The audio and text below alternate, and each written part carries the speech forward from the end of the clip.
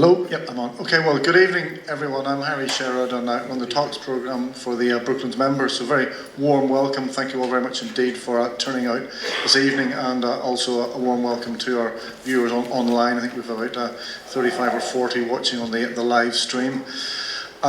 Couple of house notices. We do have the Brooklands members, people at the back there, so if anybody isn't a member, we'd obviously love you to join, so you can join this evening, and there's various merchandise and thing there for the members as well. So this evening's talk, it's a very, very interesting episode in the history of motor racing, because it's the very, very start of motor racing, how it actually began, and how the very first circuit was actually invented and run. And obviously all the motor racing heritage since then has evolved from that. It's made much more interesting by the person at the centre of that. We all know the phrase Gordon Bennett. I'm sure some of you actually use that exclamation every once in a while, Gordon Bennett. But I've asked a number of people in the run-up to this, do you know the origins of that? Do you know where Gordon Bennett actually comes from? Nobody ever knows. So you're going to find out that tonight, along with a very absolutely fascinating story. So please give a very warm welcome this evening to Patrick Lynch.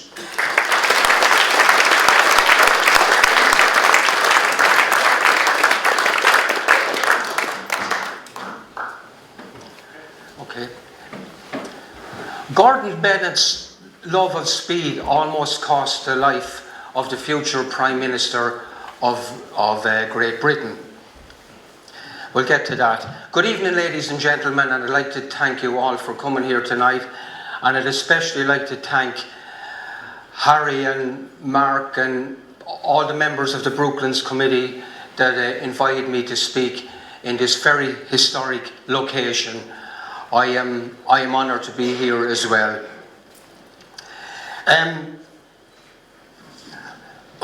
Gordon Bennett is the expression that's usually used and associated with Gordon Bennett, but what he should be really remembered as, he was a great man. He gave us the newspaper that we read every day.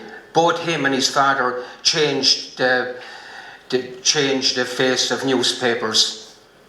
But tonight's talk is going to be primarily about the early Gordon Bennett races, and it's also the reason I was asked to speak here tonight. It's about a book I had published, At the Greatest Speed, which is about the early life, the early motor car racing, and the early history of Gordon Bennett.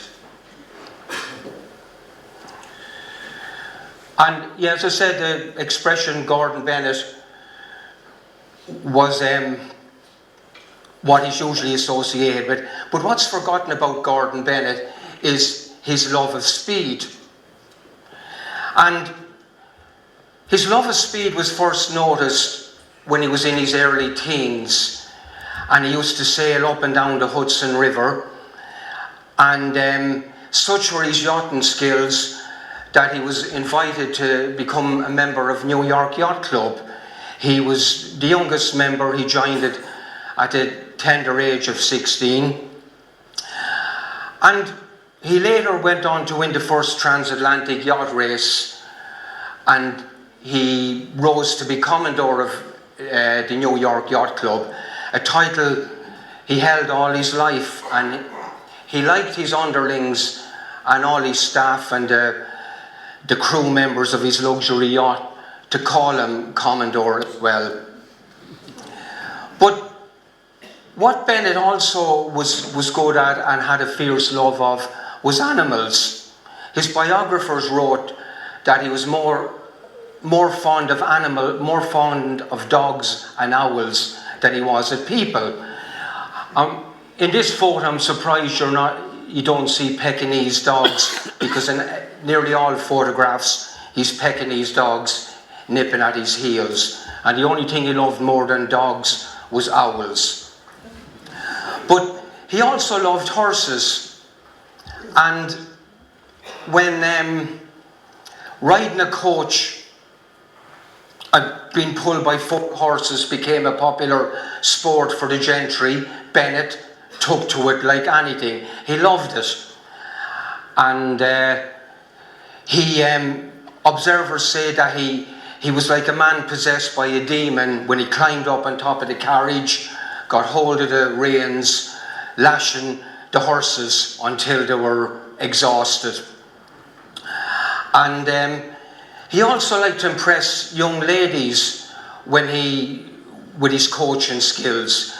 He'd take them out for spins in New York State. The ladies would go into the carriage and he would climb up on top of the carriage and grab the reins and gallop the horses. And one young lady got into his coach one afternoon, young Jenny, and he took her out for a spin outside New York. But he must have forgot that she was in there, because he started galloping the horses like mad. And they galloped and galloped until he crashed the coach. I don't know whether he went around a bad corner or over a bump, but Bennett jumped clear of the coach, and poor Jenny got trapped and injured in the coach. And luckily for us all, Jenny survived the terrible accident and she recovered from her injuries, because Jenny went on to become Lady Randolph Churchill, the mother of Winston Churchill. And what a different world we would have today.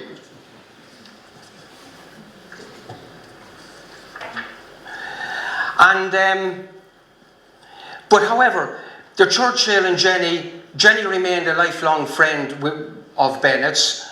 The Churchills holidayed regularly at either his estate in Versailles, his house in the French Riviera, or on Bennett's super yacht. Bennett had the most luxurious yacht in the world at the time. He even outdone the royalty of Europe. And his yacht was so luxurious, it had a theatre in it. He kept cows on board so that his guests could have fresh milk every day. And he kept the largest selection of quail's eggs. Quail's eggs were a real delicacy imported from South America. Bennett's favourite food was quail's eggs, pork chops and a glass of champagne. I can't figure out how they all go together, but there you go. But in 1878, Bennett began an exile from America. And I get back to his exile at the second part of the talk. But for the moment, Bennett went to in his exile in 1878, and he went to France, and he continued his love of coaching in Paris, and he was said to terrify the poor pedestrians in Paris when he galloped his horses around there. Usually when he was drunk, he discharged the driver, and Bennett would climb up on top and gallop the horses like mad. And one night, while he was out doing some fine dining, I think it was in Bignon's in Paris, and he was out with Fernand Charon, and the racing driver for Panhard and Levasseur, and he was out with the Scottish-American Alexander Winton. And the two of them began to argue in the restaurant about who had made the best automobiles, the Americans or the French. And Bennett jumped at the opportunity and he said, let's have an international competition to see what's the best. Now, Bennett wasn't new to sponsoring sports events. He had brought polo to the USA and sponsored a cup. He'd sponsored tennis. He'd sponsored yacht races. And when he was younger, he'd taken part in walking competitions. And at that time, he was also a sponsor of football in France. But he had withdrawn from sponsoring football because he thought it was getting too professional. And he sponsored La Coupe International. But this is a photo of Bennett here, just before I move it on. He's on the right hand side. And it has often been written or is on websites that Bennett took no interest in cars much. But I disagree with that completely from my research. That's him pictured at a racing event in Austria. And he loved new technology as well. I'll get on to that later. But this is the other main reason that I would say that Bennett loved cars and drove cars quite a lot. This was a friend of his, Madame Camille Dugas.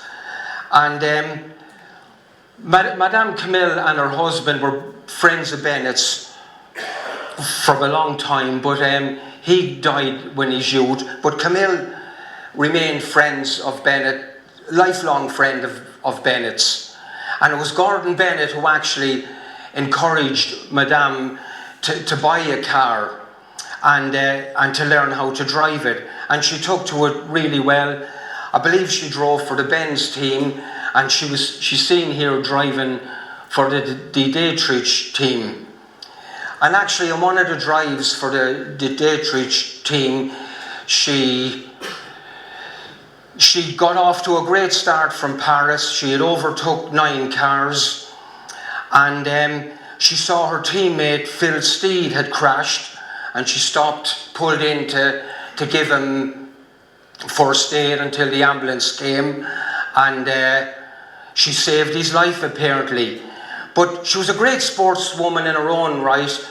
I'm fascinated about her as well, as much as I am about Bennett. I've wrote a lot about her in my second book. She was a great balloonist. She was a great singer. She was good at fencing. Now I'm talking about fencing with swords, not fencing the perimeter of a field. And she was a great sportswoman.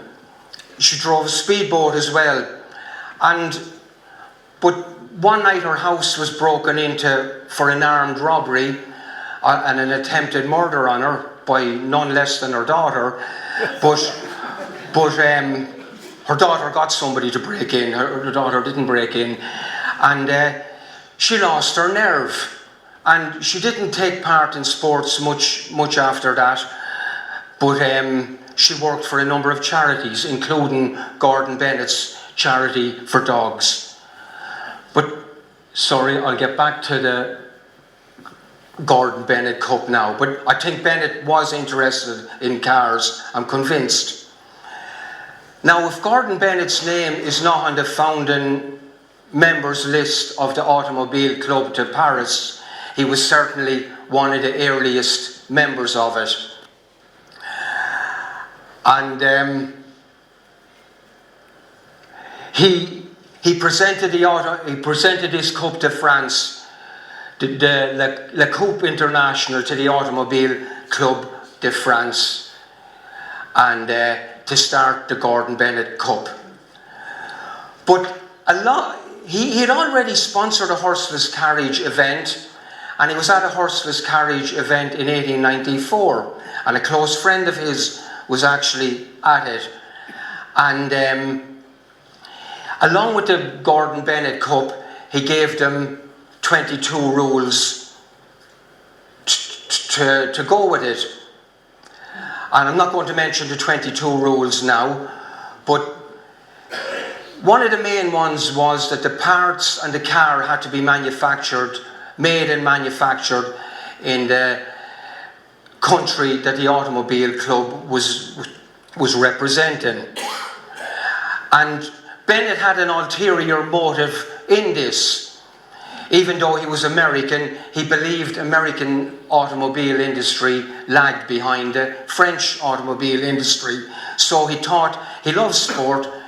He thought sport got the best out of people, and sport also improved the technology associated with sport. He was pretty experienced in yacht racing. He thought he would do the same for the automobile. That was one of his reasons, and he presented the cup.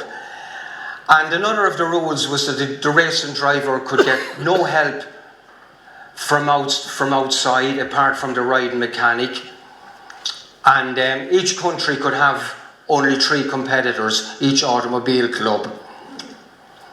And the race was to be in May and June, and it was to be about 500 or 600 kilometres. And it was also suggested at the time that each country have a colour from their flag painted on their car. The reason behind it was it would make it easier to identify the cars. It would also make it a spectator sport and more interesting for the spectators. And so with that, the first Gordon Bennett race was set to take place in 1900, in June 1900. The British were to enter a car in the inaugural Gordon Bennett race. They were going to enter a Daimler built under licence. Frederick Sims was going to build it. The Belgians were going to enter a Snoek bolide, and the Belgians chose yellow as their national colour. The Germans were going to enter as well, and their car was one like this. Eugene Benz drove it from Germany to Paris, and the German colour was white. The Americans were going to enter 3 cars in it, and they had crossed the Atlantic in a transatlantic liner to enter in it. But in the end, Eugene Benz decided not to race because there was a bit of indecision at the start of the race. And finally, when the French gave the go-ahead for the race to take place, Eugene said, I'm not bothering, I didn't have enough notice. So 5 competitors turned up for the first event. 3 Panhard Levisers representing France, a Snoek bolide representing Belgium, and 1 Winton driven by Alexander Winton, the Scottish American. It was said to be a very spidery looking car, 16 horsepower single cylinder engine. It was the only car in the race with tiller steering, and it was belt driven. So at 3:30 on the 14th of June 1900, the cars set off just outside Paris in Saint Cloud, and 5 drivers, 5 mechanics, with little or no lighting.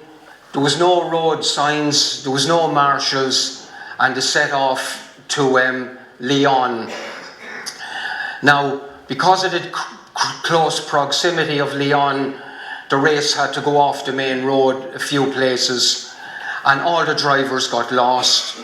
They all had to stop and ask directions, and in the end, the French got first and second place. They all broke down as well, and they all had tyre troubles, and as you probably know, tyre troubles were a big problem for early motor vehicles. The Belgian driver, Camille Genzi, who was driving this huge Snoek bolide, he was doing really well, but he'd killed a good few dogs on the way, and on one occasion it involved him getting in a bit of altercation with the Lord Mayor, and he nearly got in prison, so Genzi didn't win. But as we all know, Genzi held the land speed record for driving at the time. 1901 came then, and the Automobile Club de France decided that the Gordon Bennett race didn't attract enough or any interest.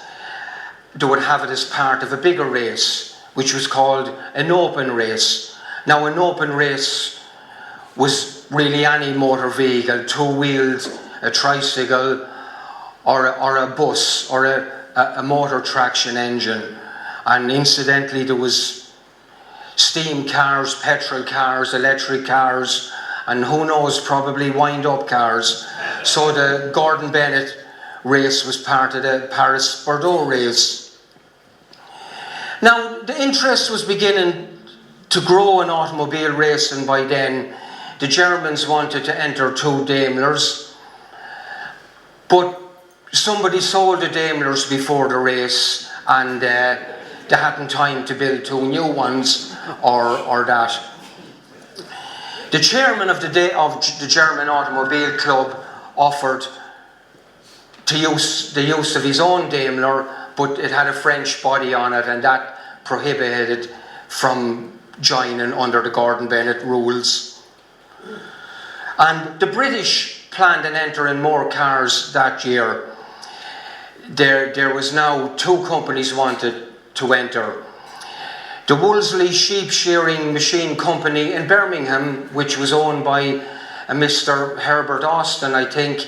He was very interested in motor cars, and they sidestepped in their engineering business a bit and built the Wolseley car. And in London, Montague Napier decided he would build a specialist racing car. This was not a touring car like these. I'm sorry, I should have moved that on. That was the 1901 winner, Girdo. He was building a specialist racing car, and he got the guidance from Selwyn Edge, the Australian racing driver.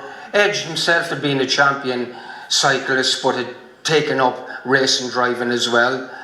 And he said to Mr. Napier, he says, build a car along the lines of a Panhard, but with improvements.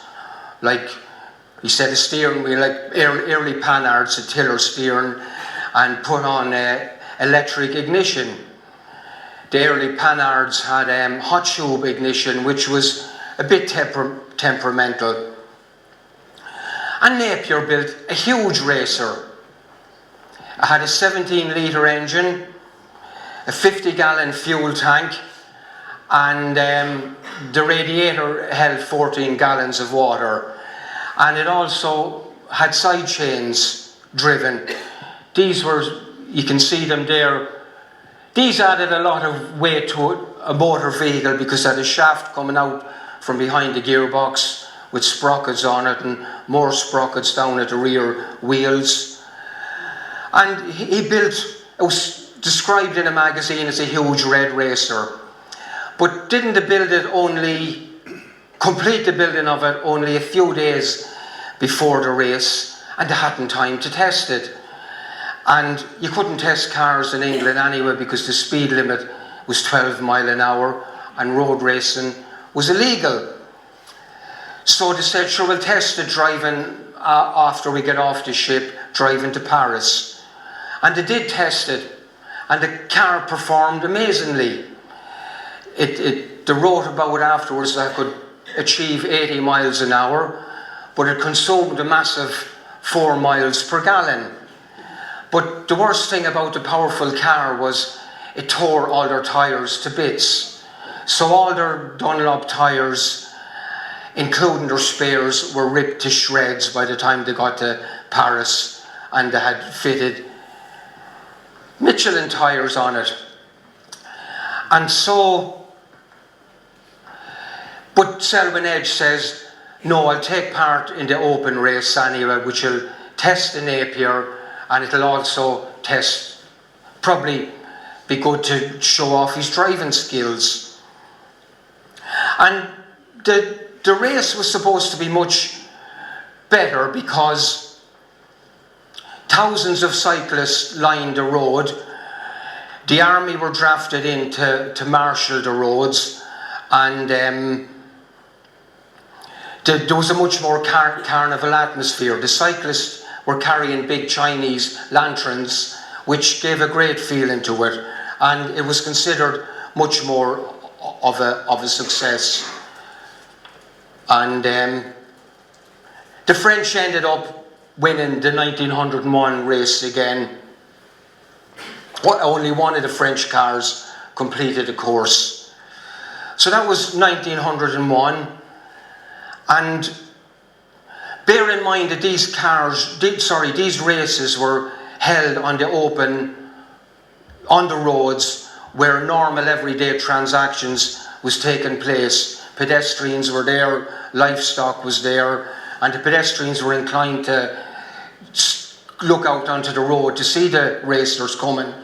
So the French came up with the idea, we'll restrict the weight of the cars to 1,000 kilograms. It'll bring smaller cars. This put the Americans and the Belgians off straight away. They didn't want to enter. And Switzerland was going to enter that year. Again, they were going to build a Daimler built under license.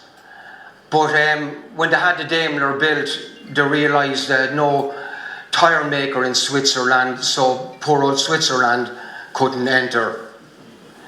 And Italy planned on entering as well, and they had quickly snatched the American colours off them. They had taken red as their national colour, and which they still keep today as far as I know, and they were going to enter a Fiat. But didn't they crash the Fiat on the test, and they had no time to repair it or build another one, so they were out.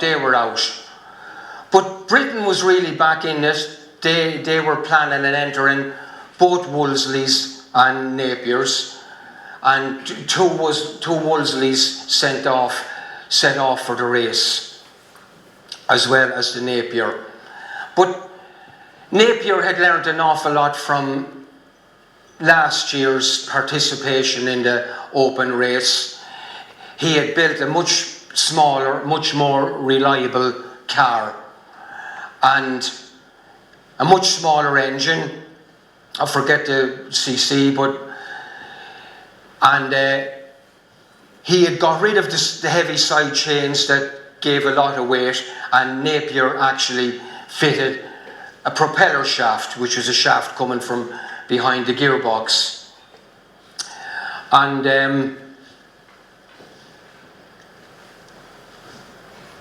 the 1902 race was to take place. And the 1902 race was also part of a city-to-city race. It was part of the Paris to Vienna race, and the Gordon Bennett section was from Paris to Innsbruck, which also involved an overnight stop. But the drivers didn't mind the overnight stops. They socialised and got spare parts, and they had to go around looking for hotels and everything to stay in or wash themselves. And the 1902 race set off, and France were in it, and the two Edge cousins, Selwyn Edge's cousin Cecil Edge was his riding mechanic, and the Wolseley set off as well, but it was a bit of a late start because it had mechanical problems.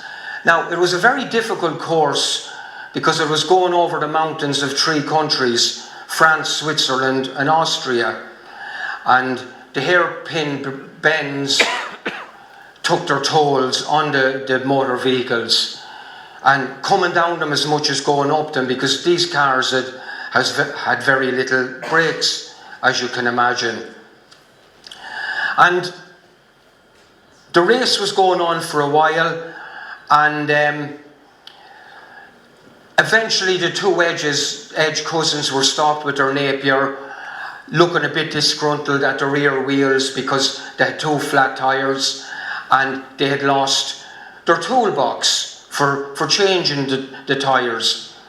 But this man came up to them. He was taking part in the race to Vienna, and he says, "Okay, chaps, all you've got to do is get the car going and drive to the finish. You're only a few miles away and the race is yours. All the other cars have either broken down or dropped out. So just get the tyres changed and just crawl on to the end. Some writers have written that wrote that the Edges changed the tyres with their bare hands. It's an unimaginable feat. I don't know whether they changed it with sticks or with bits of metal, but Zabrowski tossed them a hand pump anyway. That's all I know. And they got the tyres changed and drove on to the end, bringing victory of the Gordon Bennett Cup to the Automobile Club of Great Britain and Ireland. But Selwyn Edge was disappointed because he thought he'd won the race by default, because he wouldn't have won unless the other cars dropped out. So he says, I'm going to drive to Vienna and test out the Napier. And he did. And he came in, I think, a very good 10th or 11th place. And he proved the reliability of the Napier. He proved his own driving skills. And he also proved the reliability of an English-built racing car, and an industry which still thrives and leads the world in today. And he brought victory to his own automobile club. But with winning the Gordon Bennett Cup, it brought an onus on the British to host the event next year. That was one of the conditions of the 22 rules. But the French and the Belgians were quick to offer the British, you can host the race in our country, because they knew of the 12-mile-an-hour speed limit, and they knew of that road racing was illegal. But the Automobile Club of Great Britain and Ireland quickly passed an amendment and says, no, we'll hold a race in the British Isles. Somewhere in the British Isles, it's not decided yet, and we'll hold it on a closed circuit course, because there was still quite a lot of anti-motoring feeling here. And not long had the words came out of their mouth, and an Irishman, Robert McCready, suggested, let's have the race in Ireland. The Irish love a race. Now, I don't know whether he was referring to horse racing or cycling, but it was said anyway.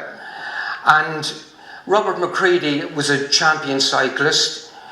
He also owned and published a motoring magazine. And he began a campaign, with many others, writing out letters to Irish politicians, Irish county councils, hoteliers, railroads, to see would they be interested in hosting the race in Ireland. And in London, a Montague Napier, he proposed passing a bill through Parliament that the Light Locomotives Bill of Ireland. This was a bill that would allow the county councils to do away with speed limits for the day of a race, not making them a public highway any longer, and you could drive furiously along the roads. And while that bill was being run through Parliament, a reconnaissance team came over from England.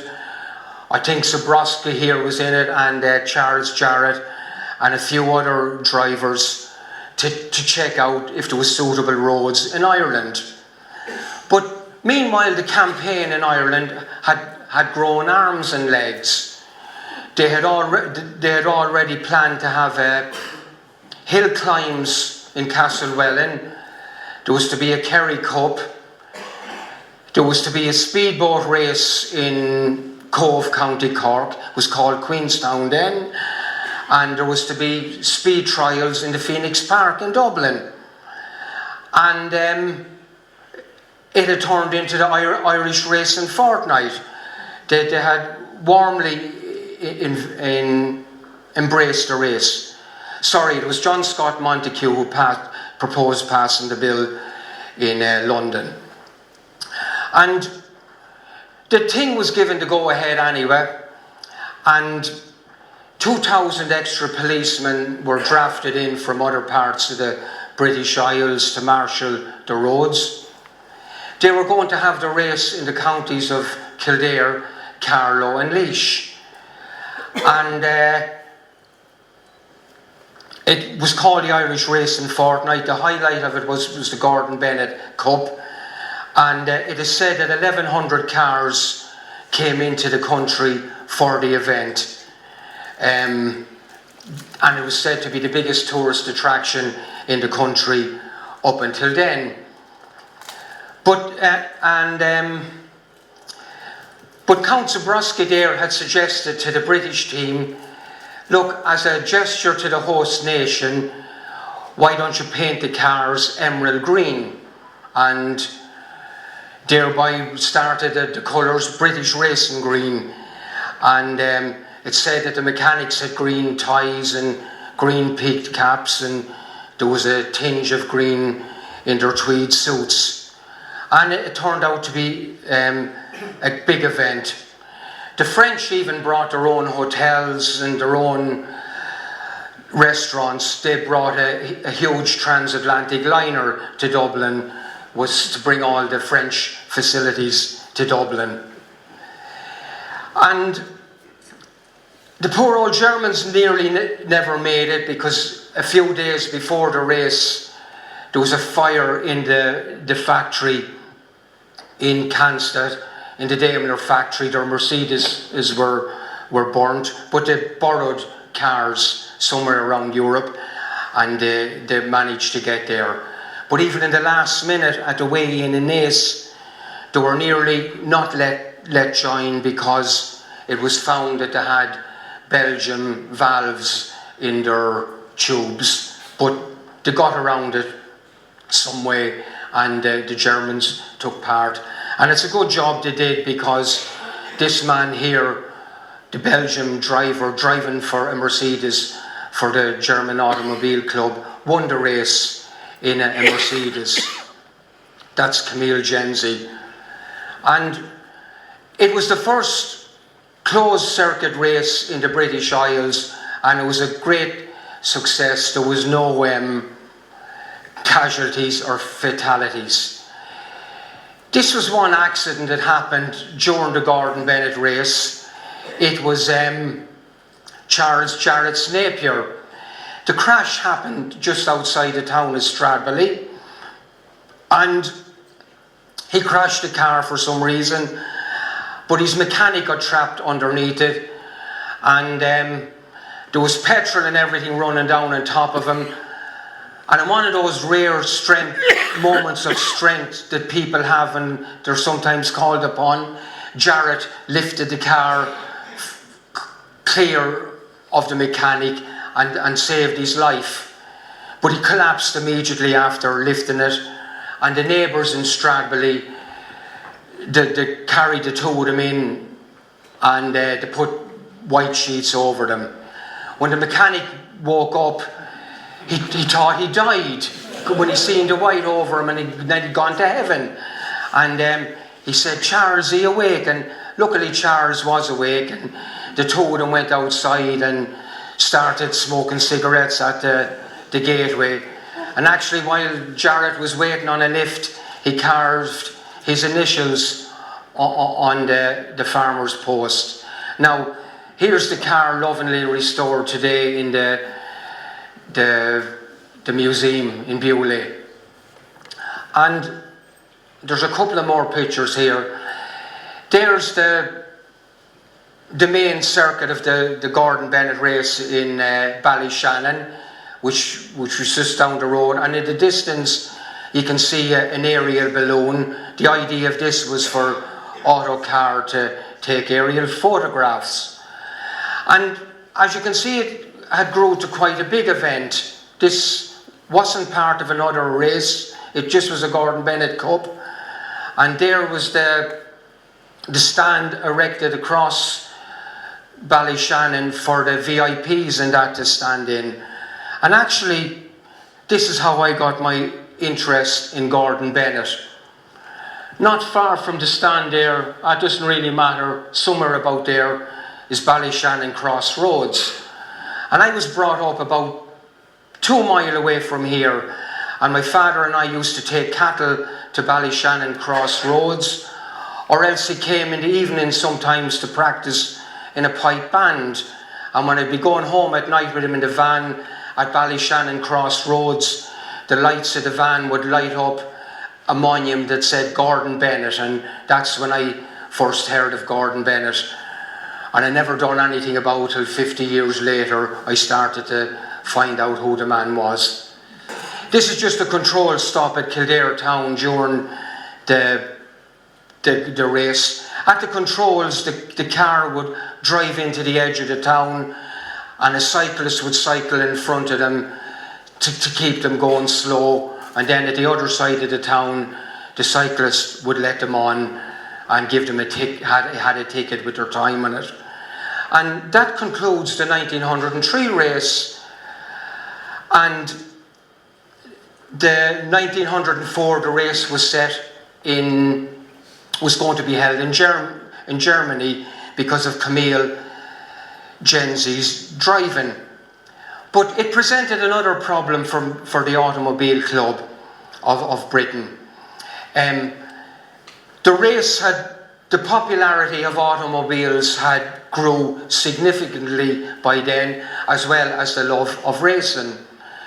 And you had Napier wanted to enter cars, Wolseley wanted to enter cars, Thames Deaton wanted to enter cars, and so did another company who built cars under license in Glasgow, Darragh. So you had 4 manufacturers wanted to compete for 3 places. And they decided to have eliminating trials. And didn't 2 quick-thinking men, a Julian Ord and a Lord Wranglin, said, let's have the eliminating trials in the Isle of Man. We'll quickly pass a law through the House of Keys, similar to the Light Locomotives Act of Ireland, where they could cordon off the roads. And the first races then were held in the Isle of Man was the 1904 Gordon Bennett eliminating trials, and they were run with great success, and racing still flourishes in the Isle of Man. And the Germans didn't manage that's Mark Nehru's Napier that took part in the eliminating trials in the Isle of Man. I saw the car in the Lowman Museum. It's really worth seeing, and I believe it took part in the London to Brighton race a few years ago and didn't break down. The story went that I heard the car had to stop and wait outside Brighton for the officials to have the finish ready. Whether that's true or not, I don't know. But these are the Glasgow-built Weir Darracks.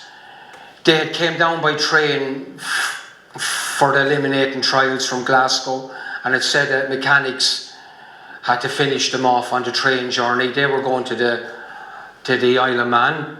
They don't look finished to me, but there you go. And that's them offloading the cars at the Isle of Man in Douglas for the eliminating trials. I don't know how anyone would do nowadays a risk assessment, lifting off a car with the driver and the mechanic inside it. And anyway, the 1904 Gordon Bennett Cup was a great success in Germany. The Kaiser himself was at it, the first head of state that took part, and he shook hands with some of the drivers, and he had bought a Mercedes himself. Genzi didn't manage to retain the cup for the Germans. The French narrowly won at the end. They just picked it.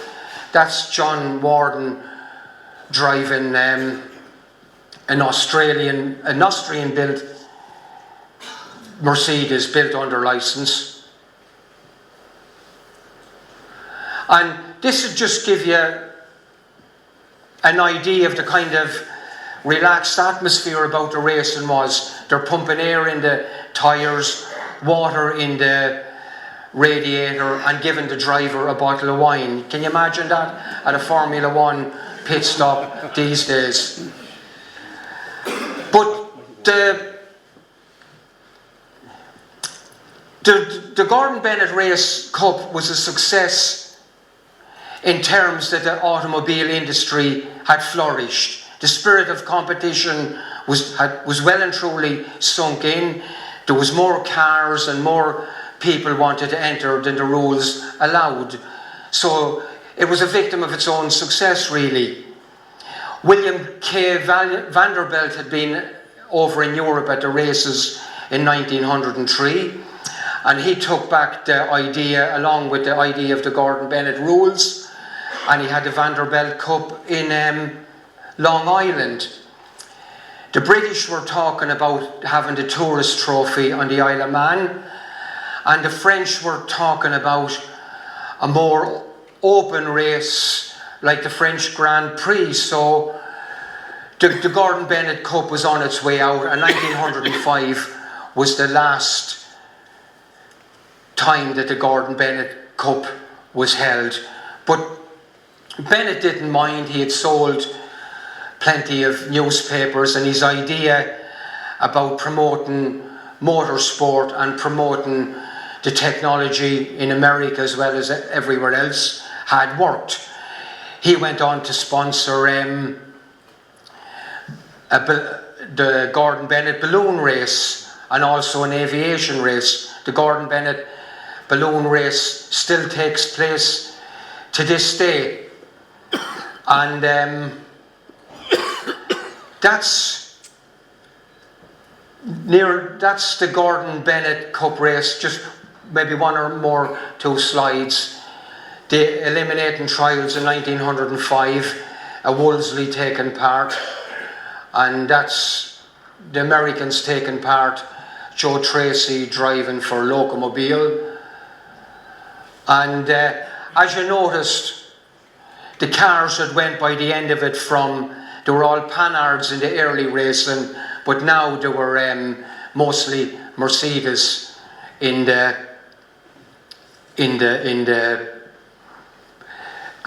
taking part in motor vehicle races. And that concludes the first part of my talk, ladies and gentlemen. The second part of the talk is not nearly as long.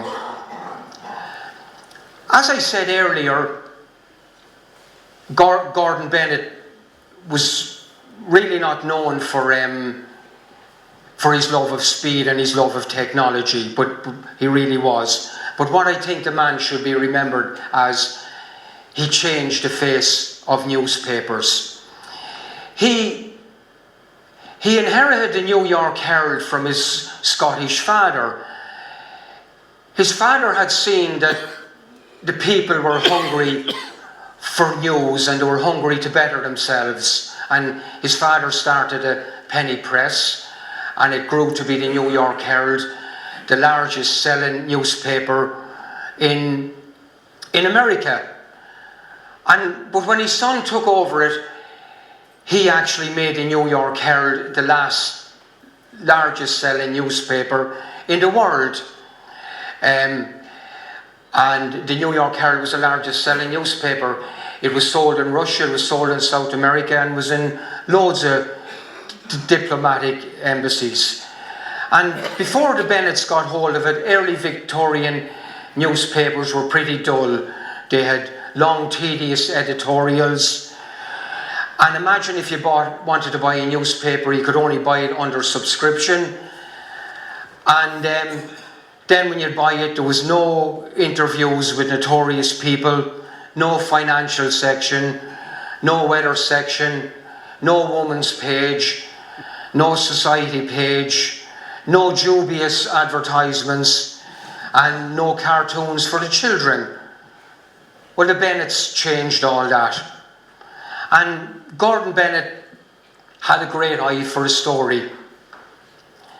And he really had a good eye for a story. And one day he summoned his #1 war correspondent, which was a Welshman, Henry Morton Stanley, into his office. And he said to him, "I think Dr. Livingstone is in need of help." He said that to Stanley. And Stanley looked a bit aghast at him and puzzled. And he says, "But sir, do you realise the amount of time it would take to find Dr. Livingstone?" And then he says, and also, sir, do you not realise the enormous cost it would take to find him?" And Bennett said to him, "Cost?" Bennett was a man that had spent 40 million personally on himself. He says, "Cost? What do I care a cost? Look, there's $1,000. Use that. And when you've that used, there's another 1,000. And when you've that used, cable me and I'll send you another 1,000, and so on and so forth. But find Dr. Livingstone." And actually Bennett was right. Stanley took a long time to find him. I can't remember, 7 months or a year possibly. He went through Egypt, Turkey, Persia,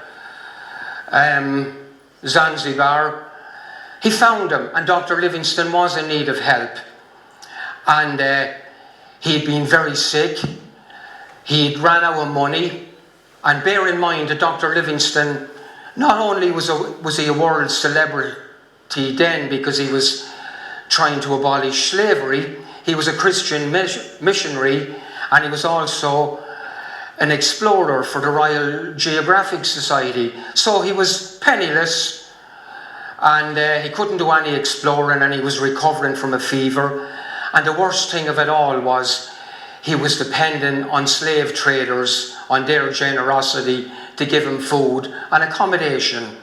And he was greatly surprised when the New York Herald expedition turned up in the middle of Africa somewhere. And Stanley stayed with him a few months, and he recuperated. And Bennett had wrote a letter to Dr. Livingstone, giving him a few options, and Stanley took the lateral one, which was to take the money and continue his exploring, because he was looking for the source of the Nile or some river anyway. And he says to Stanley, "When you go back to the coast or Zanzibar, send me ropes and boats and food and porters and things you need for exploring." And Stanley went back to London, and he brought back Dr. Livingstone's journals. And Bennett had achieved what he wanted to achieve. He had headlines for weeks, maybe possibly months, with how Stanley found Dr. Livingstone. But Stanley also became famous because he wrote a book, and it became a bestseller. But the first thing Bennett done with Stanley after he began getting famous was he fired him. He didn't like his journalists to get too big for the boots, he used to say.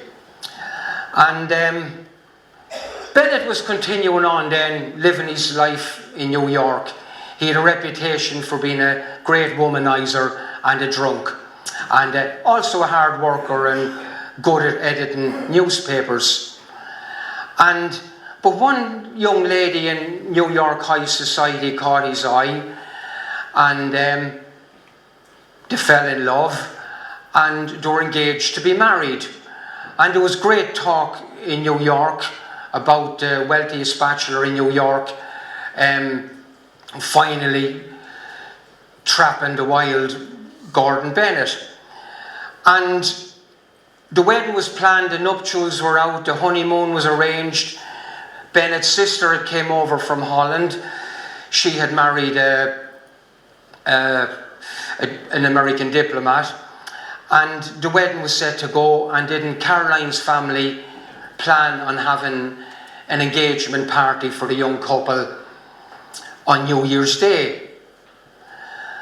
But that Christmas, Bennett went in a bit of a bender. He started drinking fairly heavy for a few days.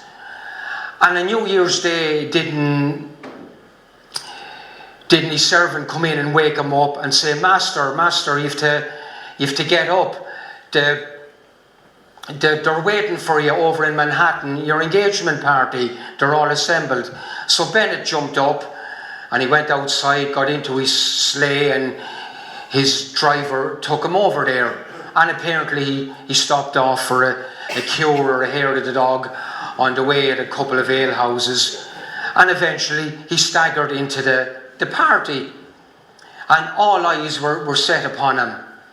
And as soon as he walked in, Caroline's mother said to Caroline, looks like Gordon slept in his suit last night, my dear. And Caroline put up her hand and she says, oh mama, it's all right, boys will be boys. And Caroline had been used to drunken men. She had 4 brothers. But Bennett knocked back another 2 glasses of champagne, and bear in mind he was after coming in from the cold, and he eyed up the place, and he walked over to the blazing fireplace, and he leaned on the mantelpiece of the fireplace, and he began to unbutton his fly and urinated into the fireplace. And how the saying started was, Caroline's mother stood up and she put her hand to her mouth or to hide her eyes. She says, oh Gordon Bennett, and sat down or fainted. And that's how the expression or euphemism, oh Gordon Bennett, started. It had lasted for decades, but it had died out until recently, when a payday loan ad used the expression, and I've heard 1 or 2 people say it since. But that was the end of the engagement party. The men chucked Bennett out into the snow, and the party was off. The engagement was off. And next morning, Bennett, or maybe it was lunchtime or a brunch or something, himself and Jeanette were having breakfast. And she become friends of Caroline, and she says, look Gordon, if you just apologise to Caroline, it'll be all right. Everything will smoothen over. But Bennett was in a terrible sulk, or terrible hungover, and instead he went to the Union Club in New York. And the Union Club was where all the wealthy millionaires, the elite men, drank in New York, and Bennett staggered in and had a couple of drinks. But while he was in there, Caroline's brother came in and began to beat him up. And again, the 2 of them were chucked out in the snow and fighting away. And Fred was getting the upper hand. He was beating him fairly badly. And Bennett put up his hands like that. I challenge you to a duel. So the 2 of them met a few days later for a duel at Slaughter's Gap, which is just outside the precincts of New York. And both of these men were excellent with their guns. They were no strangers to firearms. And they walked their paces and they aimed and took their shots, but they both missed. And the 2 of them ended up going to a hotel and getting drunk for the afternoon. But Bennett thought that was great. My honour restored. Everything will be back as it was. But when he went out a couple of days later to go to some of the elite establishments that he used to dine at, he was barred. And that said that Bennett wasn't house trained. So he wasn't let into the clubs or diners that he was used to. And New York society had turned their back on him. And he couldn't bear it, because unlike his father, who was a fairly solitary person, Gordon Bennett Jr. was a social animal, a drunk, a womanizer, partier, but he loved company. And he couldn't bear it, and he got terribly depressed over it. And in the end he says, sod you, or words to that effect, America, I'm leaving you. I'm going to the land of my childhood. And Bennett had been brought up mostly in Paris. The reason being was his mother and father had got separated when Gordon and his sister Jeanette were about 6 or 7 or 7 and 8, I can't remember. And Henrietta was from Europe. She was actually Irish, but she went back to Paris and brought the 2 children up in Paris. And she only took them over to New York to be with their father every summer holidays. That's how he got involved in the yacht club, and later he signed up for the Civil War. He was in the Navy on the northern side, and then he took over the news agency from his father. But he was a pretty ambitious and far-thinking person about technology, as you see through his history. And he had in mind to have a newspaper in Paris, and he had one in London, and he used it by means of telegraphs, the recently installed transatlantic telegraph cables. He could see that the newspaper could be run across the continent by this, and he formed his own cable company. He formed it with an Irish-American John McCoy. They found a commercial cable company. And so when he went to Paris, he knew what he was doing, and he lived the remainder of his life in Paris. He only went to America ever incognito. He got a kick out of going into the New York Herald offices, catching people not working, firing them, the ones that were working. He promoted them. He never even went over when the New York Herald launched an expedition to the North Pole in San Francisco. He never went to that. He only went back incognito. And he was to make his last trip to America in 1912. And like 281 or thereabouts others, he made his way to Cherbourg to get on the new luxury liner that was sailing to America, the Titanic. However, Bennett had arrived earlier, and he was very temperamental. He jumped on a French liner leaving from Cherbourg 12 hours earlier, and he sailed to New York. And so he was in the New York Herald office, and he had a conference room, or it was Bennett's office, and he was in the conference room giving a briefing to his staff.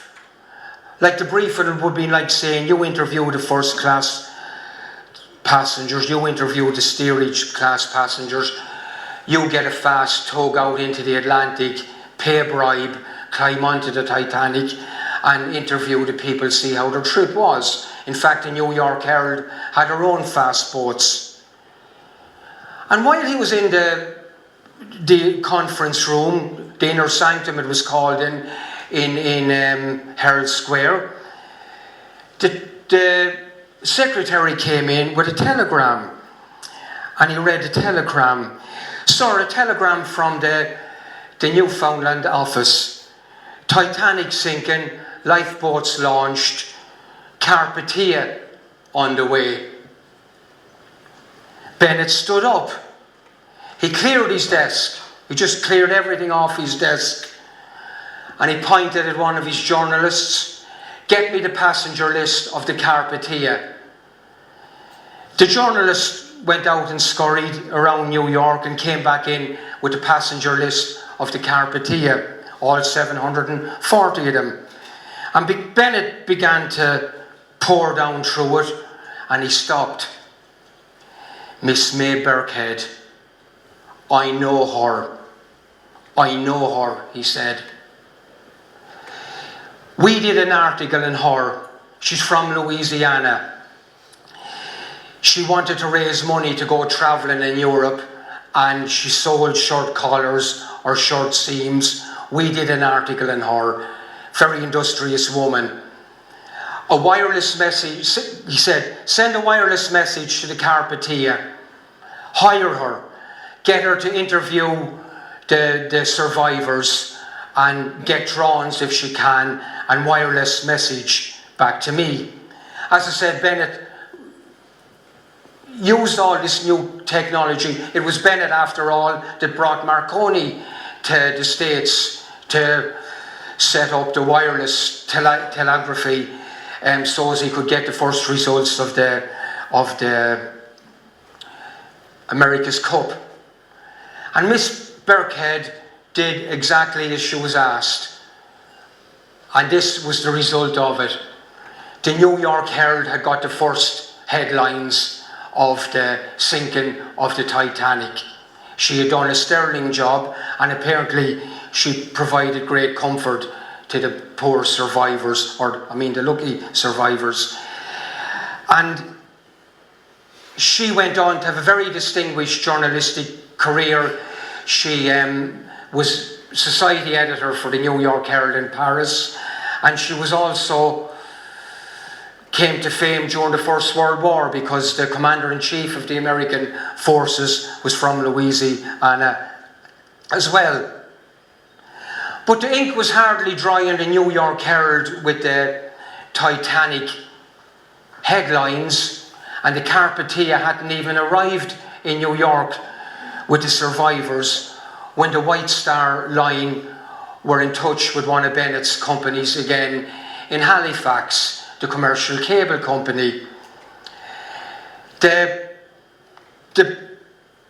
poor bodies of the people from the Titanic disaster were floating on the ocean, and they were causing a hazard to all the shipping going into New York. And the White Star Line chose the Mackay Bennett as the first ship to go out and pick up the bodies. And here you can see a picture of the crew. And they sailed out, and it'll be as quickly as I can. They picked up around 300 bodies, and the instructions from the White Star Line was to put the first class in the 100 coffins and rebury the badly mutilated at sea or the steerage class passengers. And here you have the crew of the Titanic, the crew of the Mackay Bennett boat picking up the bodies, and that's a lifeboat from the Titanic. And Bennett had struck gold again out of the disaster. He had got headlines about it. That's the Titanic Cemetery. If you're ever in Halifax, it's very moving to go there, like the war graves in France.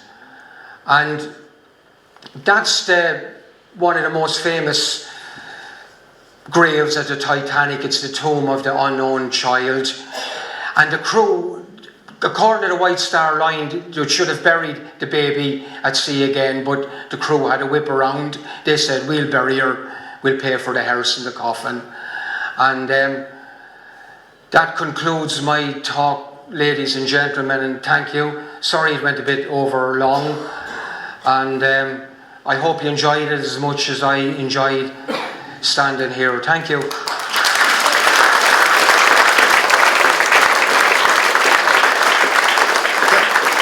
Thanks very much. If you come forward. Thanks. There could be a couple of questions for you, Pat, but I've got a question for you, and I think you say this in the book. There's no evidence that Gordon Bennett ever went to a Gordon Bennett race. Is that right? No, there's not. Not to the actual Gordon Bennett race himself, but he wrote plenty of headlines about them in all his editions of the New York Herald. He had given his own money to improve the roads in Ireland. He used some of his own money to do it. But there's no evidence that he was ever at a Gordon Bennett race. I think that Storney would sponsor the race and be world famous, and he doesn't actually go to his own race, which just always struck me as very odd. Anybody got any other questions? Gareth has a question for you here. I hope I'm able to answer it. Thank you. I think you should be able to, actually. Thank you, Patrick, for an interesting talk. I reviewed your book for our magazine, The Bulletin, a year ago, and yes, I found it fascinating. I particularly found fascinating the stories about the Bennetts, which you've obviously alluded to in tonight's talk. I think you mentioned earlier something about a second book, and I think, if I remember from the editorial, it was suggested you were going to do one on Gordon Bennett. Is that true? And yeah, tell us what's happening. Yes, it's almost completed. It's about it's more of the life of Gordon Bennett, the newspaper side of it, and the wild antiques of him, because he refused to leave Germany. He refused to leave France during the First World War. Thank you for asking that question. I also believe Gordon Bennett left an heir, that he had a child. He paid maintenance to a woman for years, but then when he found out that he wasn't obliged to continue paying the maintenance, he didn't pay it, and I believed he left an heir. He left all his money to a charity for journalists in New York. He didn't even leave his wife any money. He married late in life, and apparently he fell in love in his 70s. He married the widow of the Reuters news agency. I forget his name, Lord Reuters will say then. And but he did allow her to live in his flat until she died, which was very kind of him. Okay, thanks, Pat. And there's a lot in the second book of Camille Dugas, the famous racing driver, because she had a long-term friendship with Gordon Bennett. Yes, thank you, Gareth. Okay, thanks, Pat. We've got a question from Mike over here.